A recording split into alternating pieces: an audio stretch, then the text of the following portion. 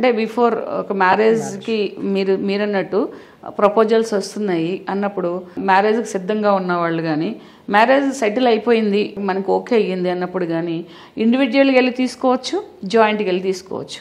ఇది అవసరమా అని చాలామంది తేలిగ్గా కొట్టిపారేస్తారు. మన తెలుగు వాళ్ళకైతే పెళ్లికి ముందే ఇదంతా ఏంటి అంటే పెళ్లికి ముందు మ్యారేజ్, పెళ్లికి ముందు అంతా తిరగొచ్చు, కలిసి తిరగొచ్చు, ఎంగేజ్మెంట్ అయిపోయిన తర్వాత ప్రీ వెడ్డింగ్ షూట్లు చేసుకోవచ్చు, హగ్గులు చేసుకోవచ్చు.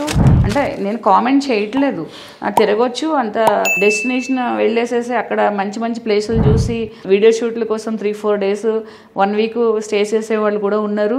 ఫారెన్ వెళ్ళి కూడా ప్రీ వెడ్డింగ్ షూట్లు చేసుకునే వాళ్ళు ఉన్నారు. కానీ కౌన్సిలింగ్ వెళ్ళడానికి ఇదంతా ఎందుకు అనేది అంత కౌన్సిలింగ్ ఇవంతా ఎలా వస్తుంది అంటే ఇప్పుడు ఏం ఫ్యూచర్లో విడిపోతారేమో అని ముందుగానే పెళ్ళవక ముందు అనుకోవాలి. అది కాదు కదా నేనేం చెప్పాను, విడిపోతారేమో అని కౌన్సిలింగ్ కాదు. హౌ టు అడ్జస్ట్, ఎలా అడ్జస్ట్ అవ్వాలి. డిఫరెంట్ ఫ్యామిలీస్ నుంచి వస్తున్నారు.